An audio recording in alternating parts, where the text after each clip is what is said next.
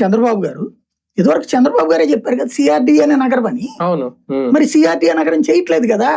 అదేమంటే ఇప్పుడు కూడా ఏమంటున్నారు, జగన్ చెప్పే మావిగన్ ప్రాంతాన్ని మేము అభివృద్ధి చేస్తున్నాం అంటున్నాం. అభివృద్ధి చేయడం వేరు, నగరం వేరు కదా. అభివృద్ధి నువ్వు రాయలసీమ చేస్తావు, ఉత్తరాంధ్ర చేస్తావు, ఏది చేయకుండా ఉంటావు అభివృద్ధి. అభివృద్ధి చేయడం వేరు, నగరంలో భాగం కావడం వేరు. 29 గ్రామాల నగరం తప్పు అన్నది చంద్రబాబు గారు చెప్పారు. సిఆర్డీఏ అనే ఒక నగరం అని గతంలో చంద్రబాబు గారు చెప్పారు. తర్వాత మాట మార్చింది ఎవరు? సిఆర్డీఏ అని నగరం కాదన్నది చంద్రబాబు. ఇతను సిఆర్డీఏ పరిధి ఇంకో నగరం యాడ్ చేశాడు.